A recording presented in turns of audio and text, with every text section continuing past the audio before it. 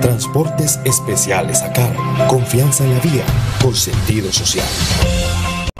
ACOGA, generadora de compromiso y confianza, promoviendo la inclusión, la integración, liderazgo y la participación del clúster de la gastronomía, la cultura y el turismo. ACOGA, Asociación Colombiana de Gastronomía.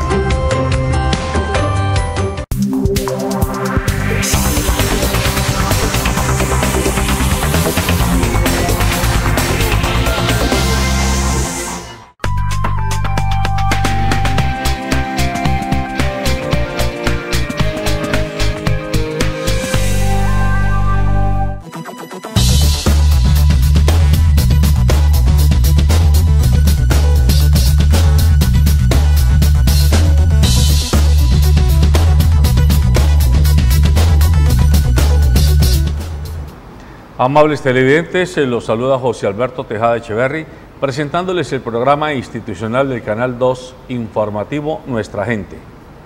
Hoy me acompañan en el estudio la literata Vilma Penagos. Ella es docente e investigadora que ha trabajado durante muchos años en instituciones educativas de la ciudad y del departamento, universitarias y el colegio, ¿cómo se llama el colegio donde usted? El Liceo Francés. El Liceo Francés.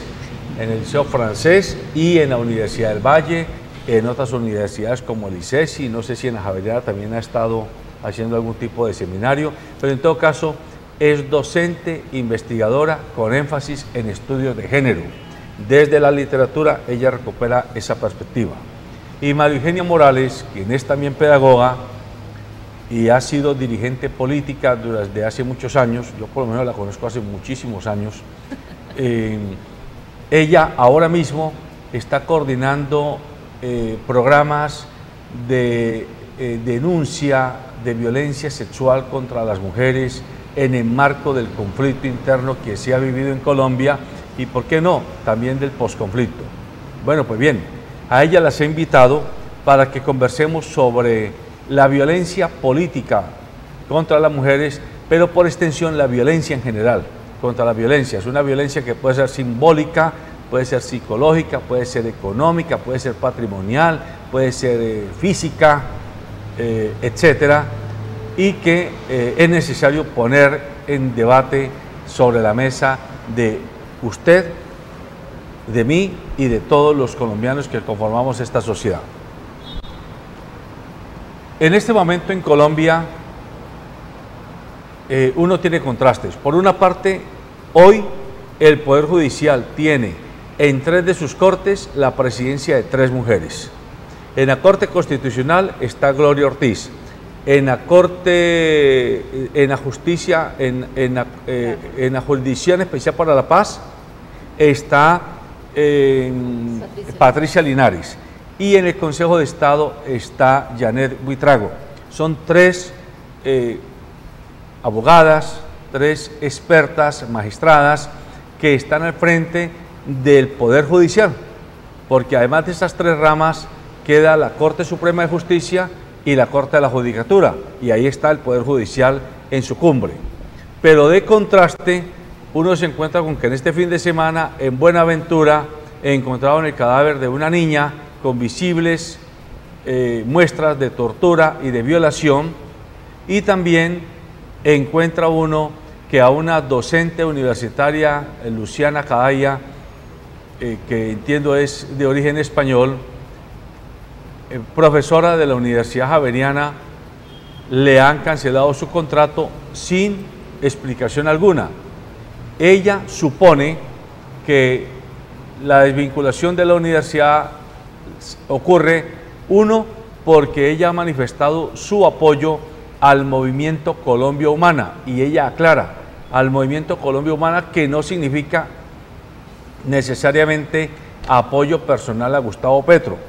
Y 2, también ella conjetura que puede ser porque ella al interior de la universidad ha hecho debates sobre la postura misógina que tiene la universidad, es decir, una especie de temor, de odio, de rabia contra todo lo femenino y todo lo que significa la mujer en los contextos del claustro universitario. Ahí pues, con esos 2 contrastes, el de la presencia política, porque la presencia de mujeres en el Poder Judicial es una presencia con una alta significancia política, pero también mirando lo que pasa con las mujeres, por ejemplo, las líderes sociales, Francia Márquez. Entiendo que en Cartagena una mujer, creo que de nombre Carolina, ha estado denunciando en el último fin de semana que hay serias amenazas contra su vida y ella está aspirando ahora a los próximos comicios electorales. A lo largo y ancho del país esto es lo que ocurre. Quiero entonces hablar con ellas sobre este tema. Vilma, ¿cuál es la lectura que usted hace de la situación, o mejor, de la posibilidad de participación de la mujer en la sociedad en términos de equidad de género? O sea, ¿cuáles son las posibilidades de eso? Yo pienso que es un camino muy difícil para las mujeres. El patriarcado, el machismo sigue estando muy presente en las mentalidades de los ciudadanos y las ciudadanas colombianas. Puede que las leyes hayan cambiado y en la Constitución y en muchas otras legislación esto esté sancionado, ¿no? Prohibido, y hay unas propuestas muy claras para la participación política de las mujeres, pero la verdad es que las mentalidades, que eso es ese contraste del que usted hablaba, tiene que ver con eso, con que han cambiado las leyes, pero no han cambiado las mentalidades y no han cambiado las instituciones del país, ni la escuela, ni la iglesia, ni el Estado, ni los medios de comunicación, que también es como otra institución, han cambiado y siguen siendo profundamente patriarcales, no creen en las mujeres, no les gusta que las mujeres salgan de la casa y por lo tanto hay mucha reticencia y mucha violencia contra las mujeres que se atreven a romper ese tabú. Mire que lo que usted habla de la Universidad Javeriana, en esta universidad también trabaja una mujer trans, ha sido profesora eminente hace muchos años, Brigitte Batista, famosísimo, ¿no es cierto? Brigitte nunca ha tenido problemas y es una mujer trans, es decir, es un hombre convertido en mujer, ¿no? Porque su apariencia física es de mujer.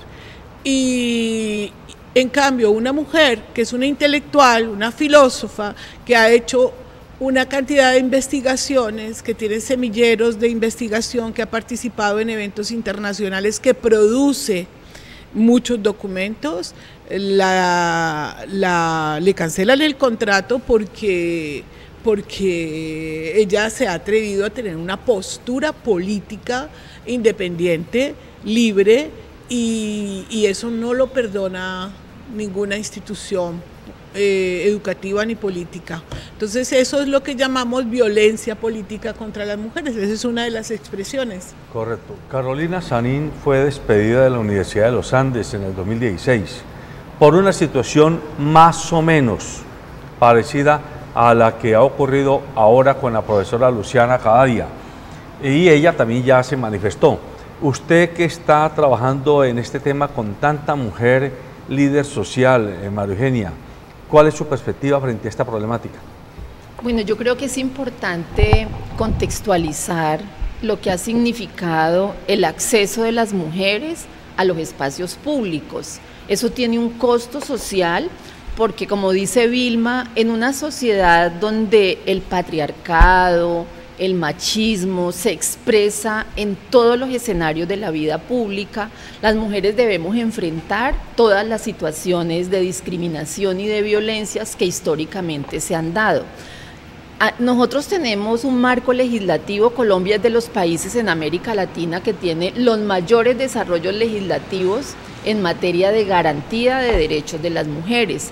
En el tema político y en el tema de violencias, Colombia tiene la Ley 1257, que significó un avance muy importante en materia de reconocimiento de los diferentes tipos de violencias que enfrentamos fundamentalmente las mujeres, como es la violencia física, que antes solo se reconocía la violencia física y en el espacio privado. La Ley 1257 da un salto importante en reconocer que no solamente es la violencia física ni en el espacio privado, sino que también es en lo público, pero que además está la violencia psicológica, la violencia económica, patrimonial y la violencia sexual. Bueno, eso que ha sido tan importante y que se ha centrado en lo privado, es muy importante reconocer que también se presenta en el escenario de lo público. También en lo público violan a las mujeres, las agreden físicamente y peor si ejercen un papel protagónico de liderazgo, ¿sí? Ahí es donde empiezan las dificultades también para las mujeres. Diferente, por ejemplo, a los feminicidios. Colombia hace muy recientemente se aprobó la ley que reconoce como delito el feminicidio en Colombia para superar el que se cataloguen solamente como delitos pasionales. Pero todo esto tiene un continuum relacionado con el protagonismo y la capacidad de toma de decisiones que tenemos las mujeres. En la medida en que accedemos al espacio público, en la medida en que las mujeres ganamos en empoderamiento y autonomía, empiezan la confrontación con el modelo patriarcal de ceder. Digamos que lo que hay es un celo de ceder espacios para que compartamos los escenarios de toma de decisiones, hombres y mujeres. Es un alto costo porque esto le está costando la vida a las mujeres y es lamentable que cada vez aumenta el número y elementos tan importantes que contiene la legislación no se traducen en resultados porque los resultados de las investigaciones no arrojan, digamos, superación de los porcentajes de impunidad que hay en Colombia frente a las violencias contra las mujeres, que están alrededor del 85%. Entonces, digamos que hay un alto riesgo de la participación social y política de las mujeres porque implica hacerse visibles, exponer sus ideas, confrontar los modelos tradicionales patriarcales y acceder a los espacios de toma de decisiones. ¿Por qué esto es tan costoso? Porque históricamente solamente son escenarios masculinos y la llegada, la irrupción de las mujeres en estos espacios implica confrontar la visión de las mujeres y los hombres en estos espacios para que las decisiones que se tomen puedan tener en cuenta las necesidades y los intereses estratégicos de hombres y mujeres. Pongamos un ejemplo concreto como la Junta de Acción Comunal. Históricamente, las mujeres hacen la asamblea, participan activamente en las asambleas de las Juntas de Acción Comunal, pero quienes están en los cargos directivos de las Juntas de Acción Comunal, excepto el cargo de secretaria, han sido las mujeres. Ha habido un tránsito y más mujeres han llegado a los cargos directivos porque vienen ejerciendo liderazgos en los barrios, en las comunas, etcétera, y esto les permite hacerse visibles y llegar a estos espacios. Pero el hecho de que lleguen las mujeres significa que los hombres deben ceder espacio de participación y representación a las mujeres. ¿Por qué esto es importante? ¿Por qué es importante que lleguemos las mujeres a esos espacios? Porque las decisiones que toman de presupuesto, por ejemplo, las JAL, las Juntas de Acción Comunal, tienen que ver con los escenarios que en los barrios y en la ciudad representan riesgo para las mujeres. Entonces, por eso es importante que las mujeres tengamos acción directa en estos espacios de participación. El hecho de que haya mujeres que han ido alcanzando ciertos niveles de representación y de visibilización, tanto política como social, no obedece necesariamente que sea el resultado de un gran movimiento social que las empodere y, digamos, lo que permita que ellas pudiera decirse están en representación de un movimiento social, sino que, diríamos, ellas lo han logrado por su propio mérito, por su propia dinámica, pero no amarradas, no ligadas a movimientos más masivos que sirvan de directriz hacia una toma de posición de esas mujeres cuando llegan a esa visibilización. Esto lo digo para que ustedes nos precisen.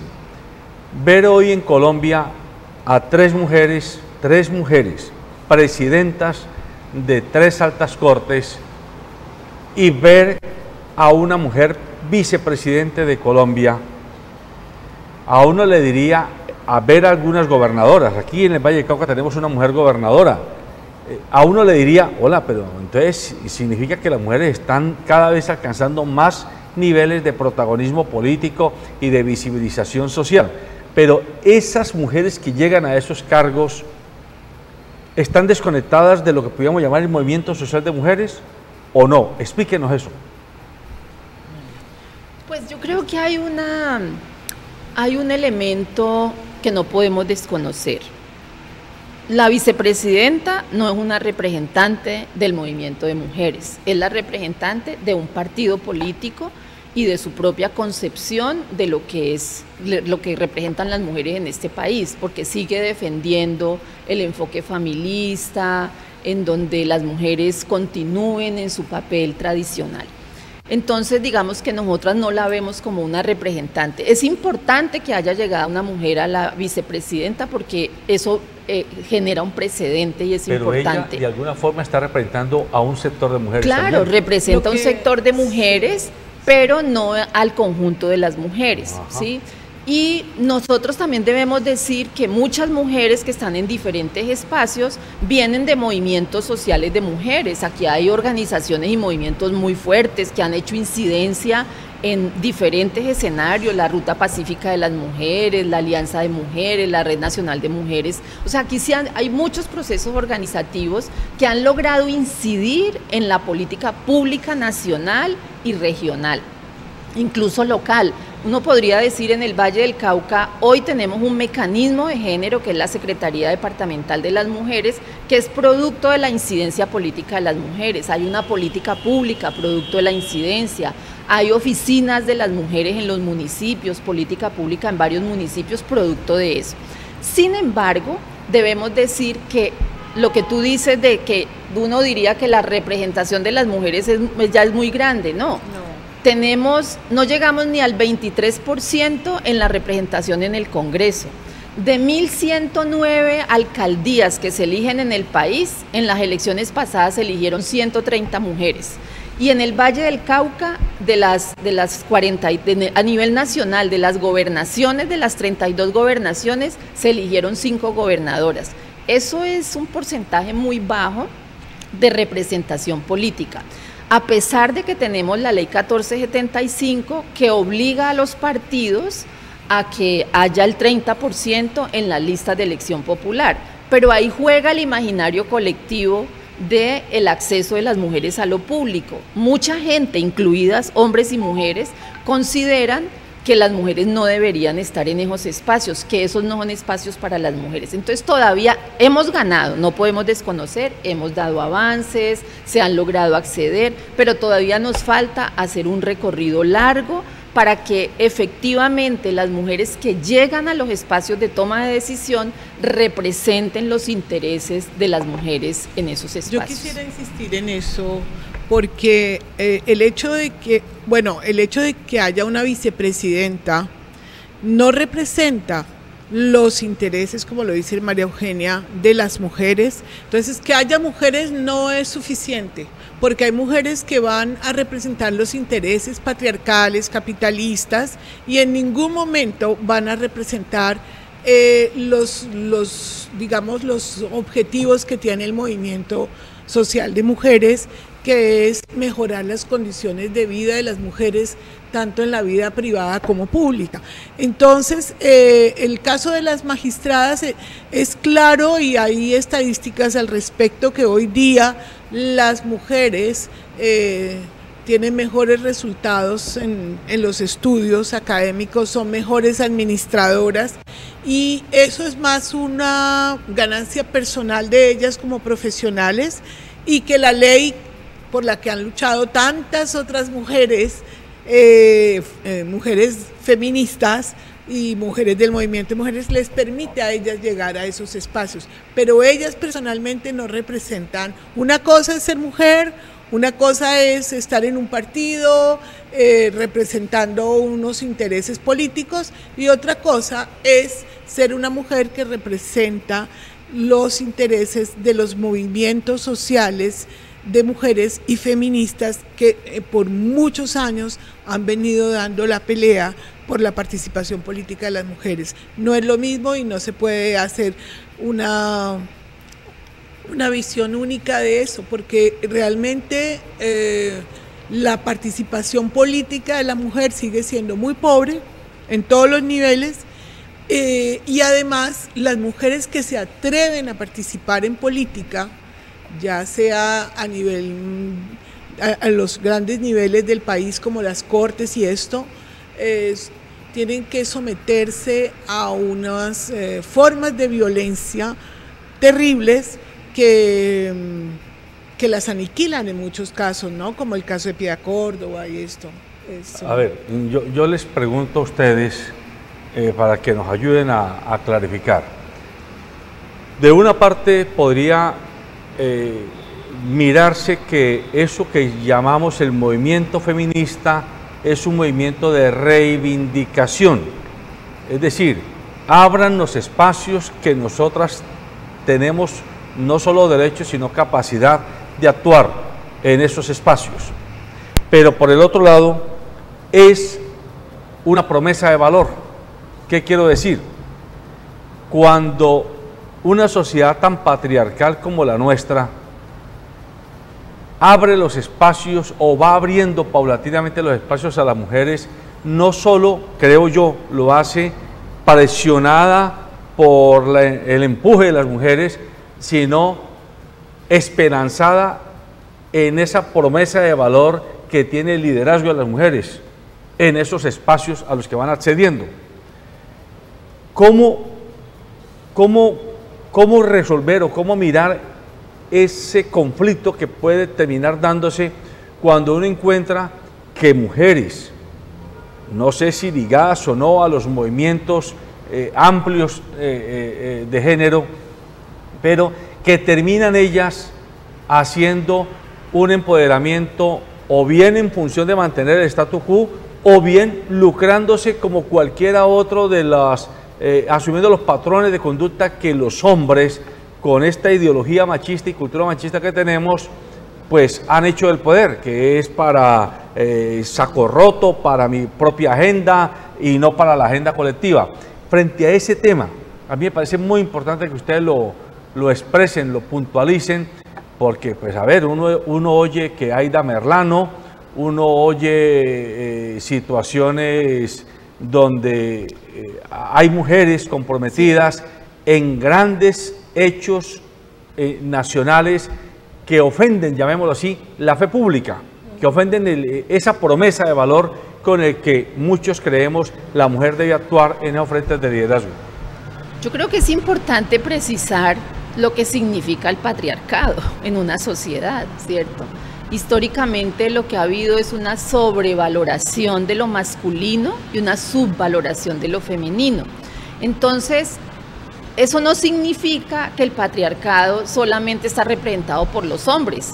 Hay muchas mujeres que también consolidan y han consolidado históricamente el patriarcado, desde lo privado, cotidiano, hasta lo público. Entonces, por eso Vilma dice, no es garantía de que llegue una mujer que va a defender los intereses necesariamente.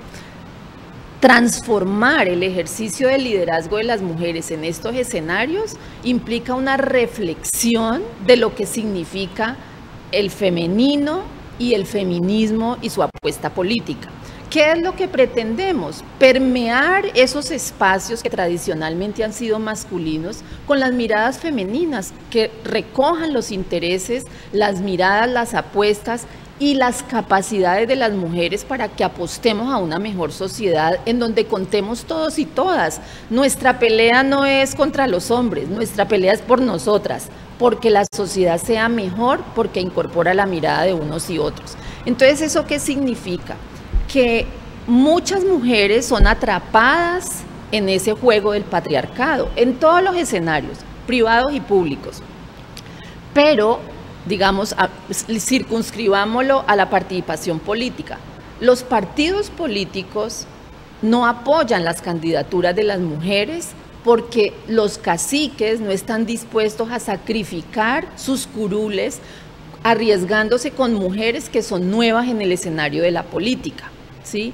y someten a las mujeres al juego tradicional de lo que significa llegar a estos escenarios. Por eso encontramos mujeres metidas en escenarios, en escándalos de corrupción, de compra de votos, como la que tú mencionabas, una gobernadora que está en la cárcel. Es decir, no estamos diciendo que el hecho de que las mujeres accedamos a estos espacios públicos estemos libres de caer en eso que históricamente se ha consolidado. La tarea por eso no es tan fácil, porque implica nuestra propia transformación, mostrar nuestras diferentes capacidades, ponerlas al servicio y hacer liderazgos diferentes. Nosotras le estamos apostando a liderazgos alegres, a liderazgos sensibles y sobre todo a liderazgos comprometidos con los derechos de las mujeres. Esa es la apuesta importante, porque reproducir el liderazgo tradicional, patriarcal, que defiende los intereses solo de lo masculino, pues es repetir la misma historia con cuerpo de mujer. Y nosotras lo que estamos apostando es repetir la misma historia con cuerpo de mujer. Y nosotras lo que estamos diciendo es: permeemos con nuestra sensibilidad, con nuestro sentir, con nuestras miradas, nuestras capacidades y nuestros conocimientos, porque nos hemos preparado para eso, esos espacios donde se toman las decisiones de la vida pública a nivel local, regional y nacional, ¿sí?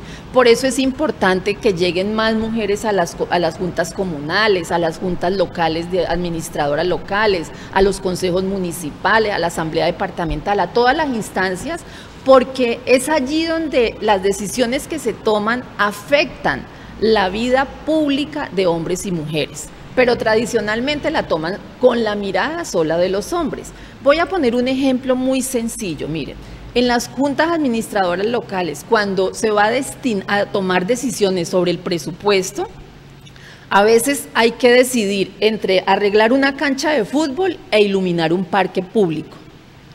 Los parques oscuros en los barrios son las trampas de violencias para las mujeres, son los escenarios de mayor riesgo para la vida de las mujeres, de mayor riesgo para su seguridad. Pero como la mayoría de los que deciden en esos espacios son los hombres, entonces optan por la cancha. Pero a las mujeres les interesaba más la iluminación del parque, que no está destinado solamente a las mujeres, sino a la comunidad en general. Porque las mujeres pensamos más en lo colectivo cuando estamos comprometidas en liderazgos comunitarios, ¿sí? Entonces, por eso es importante estar en esos espacios y permear con nuestras miradas y las de los hombres las decisiones que se van a tomar. Esa es la apuesta política. Bueno, yo quisiera insistir que hay un gran riesgo en la participación política de las mujeres, y es ese que estamos diciendo, ¿no? Hacer la política tradicional en cuerpo de mujer. Masculinizar el rol de la mujer ahí. Sí, o sea, porque, mira, yo he estado en muchos procesos de formación de mujeres para la participación política, y a esos talleres de formación van... ¿Cómo convocamos? A través de las juntas comunales, a través de los partidos políticos. Entonces, como tienen que ir mujeres, ellos muchas veces no mandan a la líder, sino a la que más se acomode a sus deseos. Entonces, a esas formaciones van mujeres, que eso es algo que yo he estado analizando últimamente, que aprenden el discurso de género y se lo apropian, pero no cambian su mentalidad, siguen obedeciendo al cacique de su partido, al personaje, y no cambian realmente, y luego tienen un discurso, es como el discurso religioso, que lo sacan para todo, pero en sus prácticas políticas siguen obedeciendo a las decisiones de los caciques o de los jefes políticos. Ese es el riesgo que estamos corriendo. Sin embargo, y por eso a la hora de contar cuántas candidatas hay, cuántas alcaldesas, cuántas gobernadoras, el número todavía es muy bajito, porque realmente los jefes políticos siguen definiendo sobre la participación de las mujeres, ¿no? Esta no es tan tan frecuente como nosotros quisiéramos, y muchas veces no hay realmente una defensa de los derechos de las mujeres.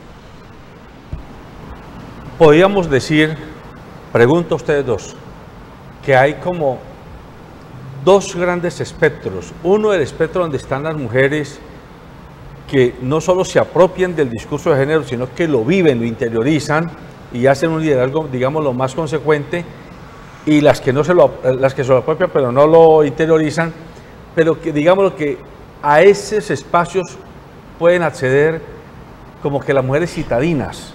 Perdón, yo quiero darte un ejemplo. Es como el discurso de los derechos humanos y la democracia. Aquí todo el mundo habla de derechos humanos y democracia, pero en el discurso no está interiorizado. Correcto, tiene razón. Pero entonces, a ver, podríamos decir que ese riesgo es más latente en lo que podríamos llamar las mujeres de ciudad, que terminan accediendo con mayor posibilidad que las mujeres del campo, de los municipios más pequeños y más retirados a esos espacios de poder. Pero ahora miremos el tema de lo que llamaríamos los dirigentes comunitarios, los dirigentes de base. Digo yo que seguramente si uno se pudiese hacer un trabajo, digámoslo, etnográfico, sociológico, allá en las comunidades más apartadas, el liderazgo de las comunidades sí está en manos de las mujeres. Estoy hablando yo de que en los pueblitos, en las veredas, en los corregimientos, allá donde hay más sufrimiento, casi siempre quienes terminan tomando la voz y jalonando la comunidad son mujeres. Y esas mujeres, uno podría decir, esas sí tienen interiorizado el discurso de género. Es pregunta. Yo quiero que ustedes nos ayuden a entender como esas dos categorías de liderazgo social. Yo creo que nosotros no podemos dejar de desconocer que el conflicto armado en Colombia transformó el ejercicio de liderazgo también de las mujeres. El liderazgo que tradicionalmente ejercían los hombres en las zonas rurales, pues fue violentado, los mataron, y a las mujeres de manera abrupta les tocó asumir el liderazgo en las regiones.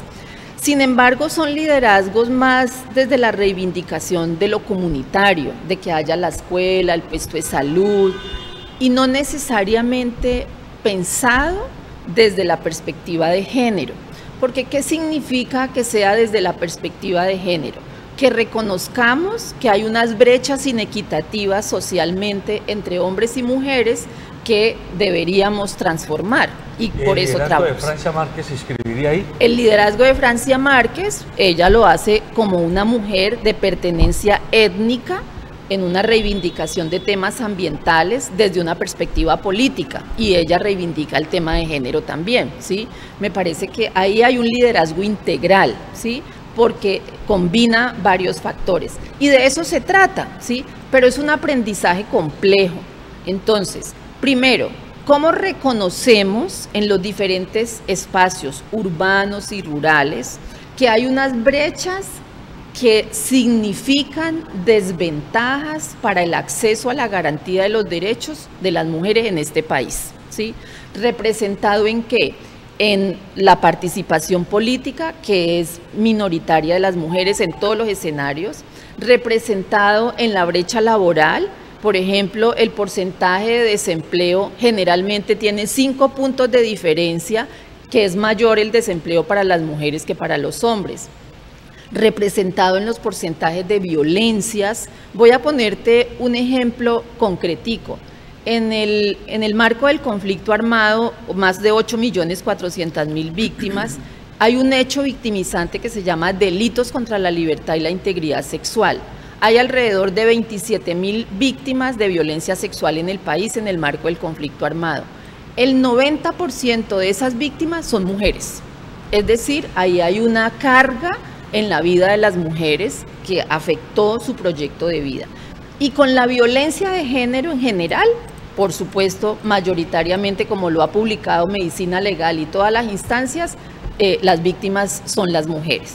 Entonces, esas son esas brechas que tenemos que poder leer para incorporar en las agendas políticas de las mujeres, de liderazgo social, de liderazgo político, e ir transformando esos liderazgos, que sean liderazgos, como digo, pensados en cómo permeamos con nuestro ser esos espacios de toma de decisiones, que incorporen transformaciones en hombres y mujeres, porque nosotras decimos, si esta perspectiva de género no nos toca las entrañas, no pasa nada, ¿sí? Correcto.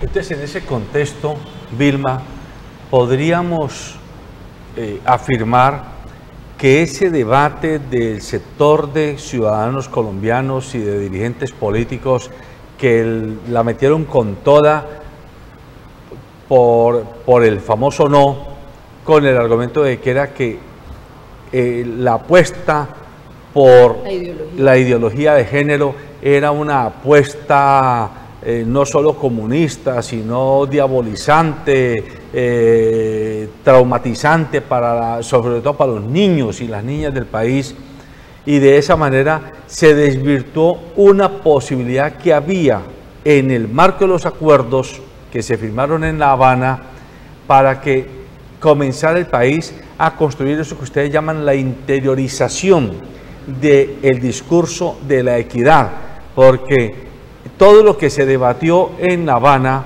entendemos quienes hemos estudiado un poco los documentos, eran no otra cosa que cómo garantizar condiciones de equidad para que hombres y mujeres pudieran participar, y también, hay que admitirlo, los que hombres y mujeres que pertenezcan a la llamada comunidad LGTBI, pero ellos se pegaron de la comunidad LGTBI para decir que hablar de equidad era decirle a los niños y a las niñas, usted se puede volver homosexual hombre o homosexual mujer y no pasa nada. ¿Sí? O se tiene que volver, como les decía.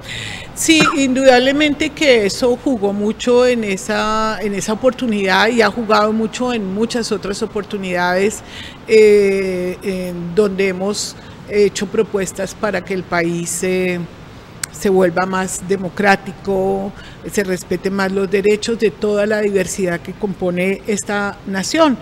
Y porque es lo que ya dije, cambiar las mentalidades, que es cambiar una mentalidad es cuando tú interiormente transformas tu ser para no tener un comportamiento que haga daño a otro. Yo siempre he dicho que, bueno, yo lo he retomado de otros filósofos, todo acto violento tiene un trasfondo político. Todo acto de censura, de desconocimiento de la diversidad humana y de los derechos humanos tiene un trasfondo político. Este país, lamentablemente, sigue siendo muy, muy patriarcal. Las religiones, las iglesias ayudan mucho a que eso siga siendo así. Y también la cultura de los medios masivos de comunicación. Todos son elementos que hacen que la gente no pueda reflexionar a fondo sobre las cosas que apoya. Cuando al otro día del no a la gente le dijeron cómo se había ganado ese no, mucha gente estaba aterrada de haberse, yo creo que eso nos hizo madurar mucho. Dejado emberracar, como decía pero aquí las fuerzas retardatarias, tradicionalistas, siguen teniendo mucha fuerza, y a pesar de todo el trabajo de los movimientos sociales y de los movimientos de mujeres, nos falta mucho, ¿no? Ha sido como a pequeña escala. Yo pienso que mientras no haya una decisión política del Estado que involucre a todas sus instituciones en una obligatoriedad para respetar la equidad de género, no vamos a cambiar mucho, no vamos a tener mucho progreso. Vamos a seguir luchando, sí, y yo creo que no hay que desconocer el trabajo que han hecho los movimientos de mujeres y los movimientos feministas y los de derechos humanos, pero pienso que cambiar las mentalidades es muy difícil, ¿no? Como yo le doy un ejemplo pequeñito, como un hombre que va por la calle caminando, que está por ahí parado, y ve a una chica que pasa y no la mira como un objeto sexual, ¿no? No le mira su cola o su cuerpo y de una manera lasciva, ¿no? Eso, el día que eso pase, allí habrá una transformación, pero eso todavía está lejos, ¿no? Abramos otra ventana, María Eugenia. Las FARC, y aunque ya no existen como organización guerrillera, la FARC, que es el resultado político de ese movimiento guerrillero, es un movimiento conformado por hombres y mujeres. Pero podríamos decir que al interior de movimientos como el que hubo en las anteriores FARC y ahora en la FARC como partido político, igual que en el ELN y en otros movimientos guerrilleros, en la Colombia Humana, en el Polo Democrático, en el Grupo de los Decentes, es decir, en ese espectro que llamamos de la gran izquierda, para no matizar nada, se reproduce también ese machismo, ese patriarcado, esa no interiorización del discurso de la equidad, porque es que uno diría, si son izquierda es para que pongan sobre la mesa una propuesta distinta, pero si son izquierda para gobernar con los mismos esquemas, los mismos vicios y las mismas bases, no estamos haciendo nada. Bueno, ese es un tema grueso. Pero yo quiero que lo diga con claridad. Es que la cultura no está sesgada por un partido, si es de derecha o izquierda. La cultura nos afecta por parejo a los de la izquierda, a los de la derecha, a los que nos llamamos demócratas o lo que sea. Entonces no es tan fácil porque el tema de equidad de género es un tema de relaciones de poder entre hombres y mujeres. Y el poder también es un tema de la izquierda o de la democracia, de todo, ¿cierto?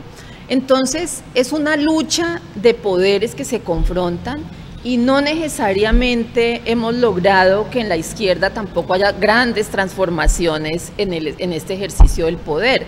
También se han presentado muchas dificultades para que las mujeres logren acceder. Yo creo que se ha hecho un tránsito importante y cada vez se logra que más mujeres accedan en los partidos de izquierda a tener un posicionamiento. Pero al inicio de los partidos de izquierda las peleas yo me acuerdo que habían discusiones de que cómo que las mujeres iban a ser parte de la mesa directiva de las asambleas de los partidos. Se ha avanzado y se viene haciendo un recorrido porque cada vez más mujeres han logrado llegar a esas instancias de toma de decisiones. Pero la cultura sigue allí presente. Sí, pero permítame yo alguna pregunta concreta, para que me dé una respuesta concreta. En el movimiento Colombia Humana, donde está Ángela Robledo, que fue fórmula vicepresidencial, donde está María José Pizarro y otras tantas mujeres emblemáticas, ¿hay apertura a ese movimiento, a esa oxigenación de equidad de género o no? José Alberto, la llegada de Ángela María Robledo a la campaña y a ser la candidata vicepresidencial fue lo que facilitó que el movimiento de mujeres entrara en masa a la campaña, ¿sí? Porque eso representa una garantía para las mujeres. Ella y María José y las mujeres que están allí estaban defendiendo una agenda feminista, porque Ángela María es una mujer feminista y defiende esos intereses de las mujeres. Entonces, por supuesto que allá hay una apertura. Y pues no podemos desconocer también que en la administración de Petro hubo una participación amplia de mujeres en el gabinete. Entonces, por eso te digo que hay avances importantes, incluso en el polo también a veces hay cada vez más mujeres que también tienen protagonismos, pero por supuesto en el movimiento de la Colombia Humana hay una participación activa de las mujeres. María José y Ángela María están promoviendo las candidaturas de las mujeres en las diferentes regiones porque ellas son feministas. Entonces uno podría decir, son mujeres que han logrado llegar a esas instancias de poder, de toma de decisiones, con una posición que realmente contribuye a la reivindicación y a colocar en la agenda pública, la agenda política de las mujeres. Bueno, yo a eso agregaría que no se trata de culpabilizar ni a los hombres ni a las mujeres sobre el peso que tienen ellos una cultura. Yo lo que pienso es que hay que entender que eso es algo muy complejo, muy profundo. cambiar, eso es como cambiar la forma de alimentarse. Cuando usted ha comido papa, arroz, yuca y carne frita toda la vida y le dicen que tiene que comer verduras y frutas, pues eso es difícil. Entonces, porque son aprendizajes culturales muy ancestrales, muy ancestrales. Entonces, yo diría que si bien en los partidos de izquierda, de la gran izquierda latinoamericana y la colombiana, hay avances más que en los otros sobre el tema de género, sí, es innegable, no solamente porque hay más mujeres participando en puestos de toma de decisiones o protagónicos, sino porque, y en el caso de Gustavo Petro es clarísimo, en su gobierno él hizo cosas para proteger a las mujeres, creando las casas de las mujeres en todas las comunidades, haciendo una cantidad de proyectos y programas en favor específicamente de los derechos de las mujeres, la violencia, la salud reproductiva, en fin, es innegable. Igual en Cali, en algunos gobiernos, en el gobierno actual, en el Valle, han habido cosas concretas. Sin embargo, yo pienso que el peso de la cultura patriarcal sigue siendo muy fuerte en la izquierda y en la derecha, y contra eso tenemos que seguir luchando para transformar. Y diríamos que ahí, en ese fondo, no hay mucha diferencia entre la izquierda y la derecha. Yo creo que sí, yo pienso que la izquierda es más, tiene más equidad de género de lejos que la derecha. Otra cosa que yo quería agregar a este punto es que el hecho de que en ese sentido no se avance no es solamente culpa de los hombres, también es culpa de mujeres que no quieren cambiar, que por alguna razón, por miedo, la mayoría de las veces, siguen agazapadas en la cultura patriarcal por comodidad, por miedo, por falta de confianza en sí mismas, ¿no? También porque a eso es lo que hablábamos de la violencia política contra las mujeres, porque a las mujeres les cuesta mucho más trabajo arriesgar su patrimonio o el de sus hijos en una campaña política, y sabemos que para hacer este tipo de cosas hay que arriesgar el dinero, el bienestar, dejar a los hijos solos o con otras personas, y muchas mujeres no están dispuestas a hacer eso. Entonces eso tampoco ayuda mucho, y yo sí quiero decir que si las mujeres en la izquierda están más presentes, no es porque los hombres nos hayan dado el espacio, sino porque las mujeres se lo han peleado. Eso sí es clarísimo. Mira, por ejemplo, uno podría decir, el presidente Duque decidió que el gabinete ministerial sea paritario y nombró 50% mujeres y 50% hombres. En el primer momento nosotras tuvimos la esperanza de que, habiendo una mujer vicepresidenta, se iba a consolidar el Mecanismo Nacional de Género, que es la Consejería Presidencial para la Equidad de la Mujer. Desapareció. O sea, hoy no tenemos ni idea de qué pasa con la Consejería Presidencial para la Equidad de la Mujer. Creíamos que se iba a consolidar. ¿Cuál es la visibilidad de las mujeres que hacen parte del gabinete? ¿Sí? Entonces, bien, no necesariamente, si eso es un discurso y se queda solo en discurso, no pasa nada, ¿sí? Por eso tenemos que insistir en que no es solamente el hecho de que lleguen mujeres, sino mujeres que tengan una apuesta política clara, que hagan visible la agenda de las mujeres en todos los espacios. Miren, las mujeres hoy están en ministerios muy importantes, pero ¿cuál es su capacidad protagónica y cómo incorporan allí en esos temas los derechos de las mujeres? No es visible. No. Entonces, por eso es que no es tan fácil incidir, porque llegar allá no es solamente llegar, es cómo se incorpora esa agenda política de las mujeres en esos espacios. Bueno, ¿y qué decir del rol que pueden jugar ciertas mujeres que hoy tienen gran preeminencia en los medios de comunicación? Estoy hablando de Yolanda Reyes, directora de noticiero, Yolanda Ruiz, perdón, de Noticias RCN, Cecilia Orozco, de Noticias 1, María Jimena Duzán, columnista del periódico de la revista Semana, pero también Claudia Gorizati, que acaba de salir, pero ha tenido un rol muy importante durante tantos años. Y muchas mujeres que están, digámoslo, si no siendo directoras, están influyendo, son influenciadoras de la opinión pública nacional e internacional. Allí, ¿cómo ven el protagonismo de esas mujeres que hoy hacen ese papel en función de esto que ustedes llaman la apuesta por la equidad de género? Pues mira, yo pienso que hay un fenómeno que hay que analizar muy bien. Cuando una mujer dentro de ese esquema patriarcal llega a instancias de poder, muchas veces tocar el tema de género les cuesta mucho trabajo, porque eso tiene costos muy altos, ¿no? Para ellas, profesionalmente. O sea, aunque ellas estén sensibilizadas al tema, sí, tienen que ser muy cuidadosas. Cuidadosas. No solamente las mujeres en los medios de comunicación, también en la política y también, por ejemplo, en los gremios empresariales. En la academia, mire lo que acaba de pasar con la profesora Luciana, ¿no? Ella tuvo una postura o una opinión de libre expresión de su pensamiento y le costó el empleo. Y eso ha pasado muchas veces.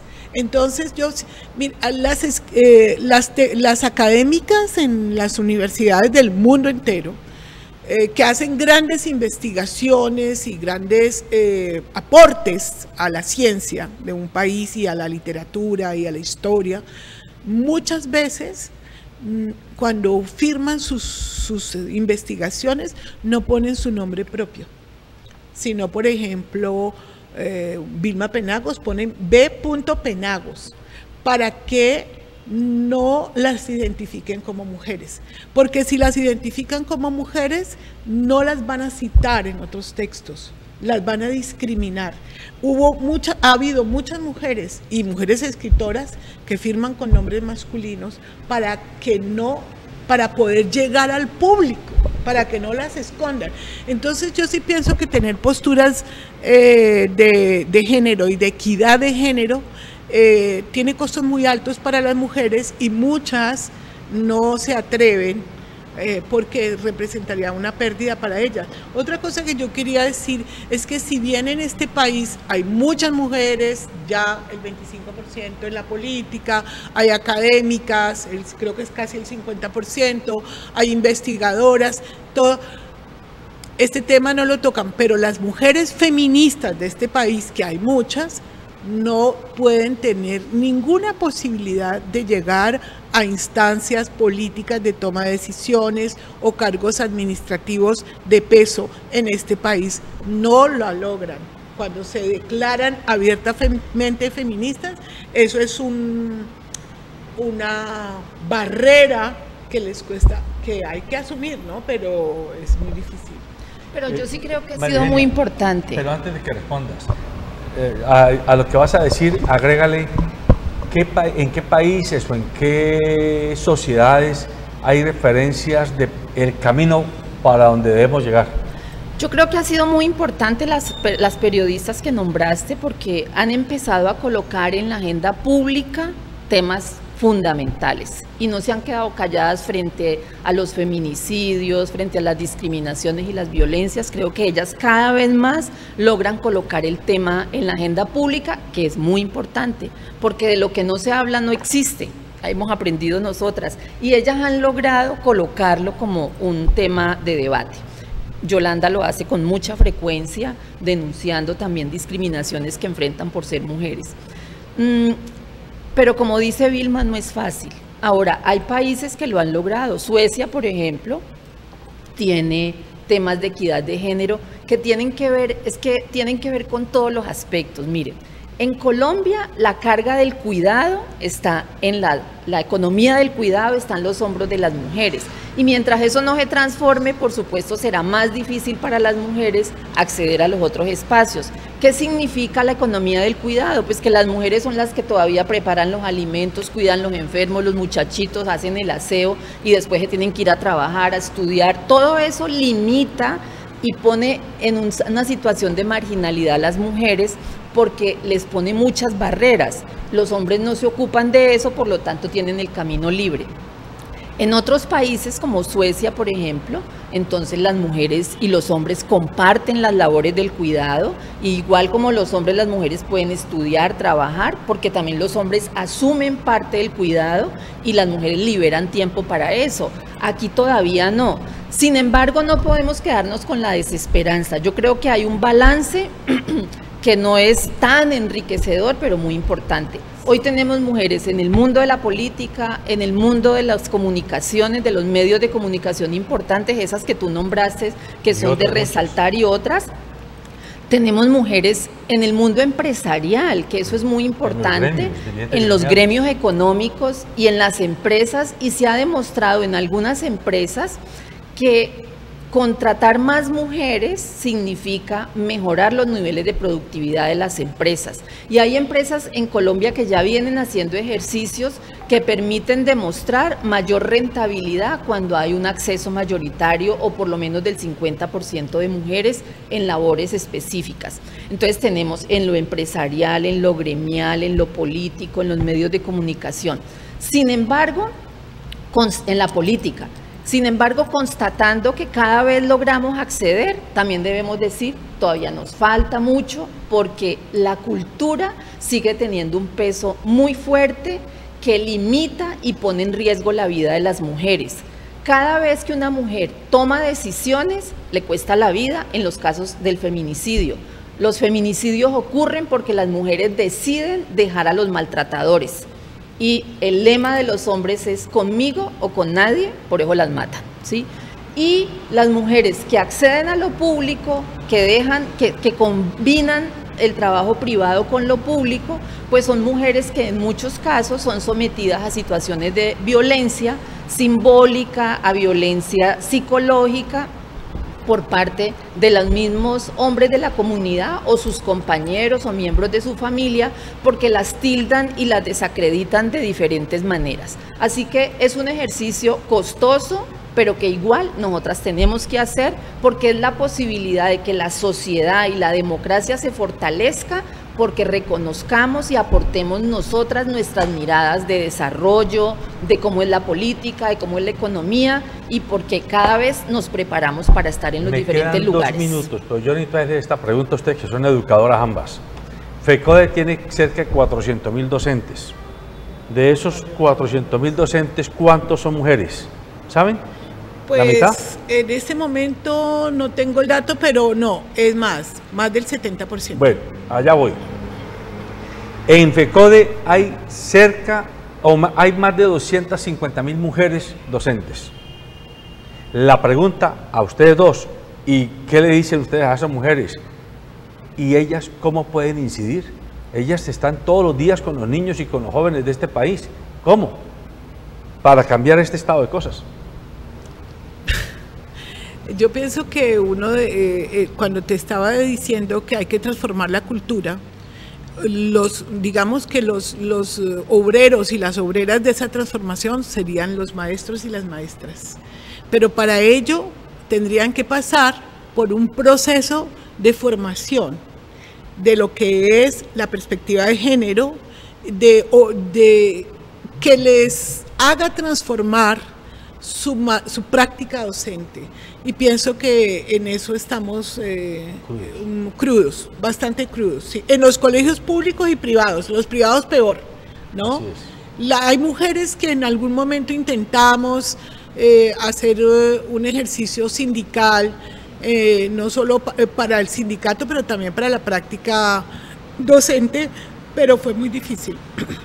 Yo tengo más esperanza, porque FECODE tiene una comisión de género que trabaja en revisar los contenidos pedagógicos, en todo el tema de los pliegos de la negociación, ellas inciden allí, y tienen una escuela de formación que está contribuyendo de manera permanente. Lo que pasa es que no es fácil, porque es un proceso de transformación cultural que nos cuesta bastante tiempo, pero que desde esa comisión hay permanente trabajo para incidir. Lo que pasa es que no hay tantas mujeres en las directivas de FECODE. Sí. Como no hay tantas mujeres en las directivas de tantas organizaciones políticas, Sí. tanto de un lado como del otro. Bien, amables televidentes, hemos tenido este rato de conversación con dos mujeres líderes, ambas muy vinculadas a la academia, muy vinculadas a los movimientos políticos, a los movimientos sociales, y son en todo caso estudiosas de este tema que se llama equidad de género. ¿Cómo hacer, como dijo al principio de la entrevista Vilma, cómo hacer para que la normatividad se vuelva cambio de mentalidad? Porque mientras la normatividad exista, a veces, como tenemos alma de abogados todos los colombianos, con el respeto por los abogados, a veces creemos que la norma cambia la realidad, y sucede que no, que la realidad es un continuum de tensiones entre las mentalidades que están influyendo en las actuaciones que a diario tenemos en lo privado, en lo público, en lo académico, en lo político, es decir, en todas las dimensiones de la vida social. Allí hay que hacer el trabajo. Hay que insistir en cómo transformamos las mentalidades patriarcales, machistas, discriminatorias que tenemos muy interiorizados los colombianos, porque somos una sociedad conservadora por definición, para que logremos una sociedad más amplia, más pluralista, más abierta, y no como algunos sectores malintencionados están insinuando, que queremos una sociedad de Sodomas y Gomorras. Eso no es así. Queremos una sociedad donde hombre y mujer sintamos que vamos caminando juntos en un camino, en una avenida, donde unos y otros podemos actuar indistintamente en los diversos aspectos de la dinámica de la sociedad. Usted tiene un deber con sus hijos, con sus nietos, pero también con sus vecinos, también con sus familias, en su empresa, con sus colaboradores o compañeros de trabajo, en el partido político en el que usted participa, en la academia donde usted está dando clases. Allí hay que comenzar a hacer eso que llamamos la transformación de las mentalidades, del patriarcado hacia la equidad de género. Buenos días.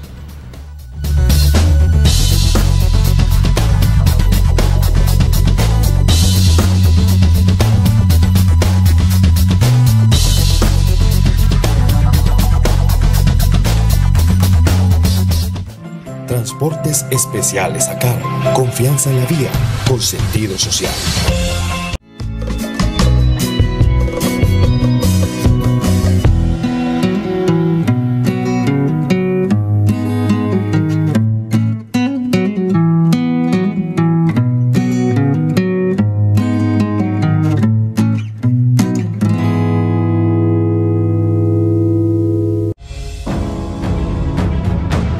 En cada paso,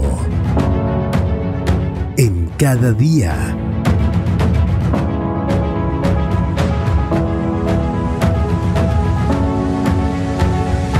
la vida es una carrera.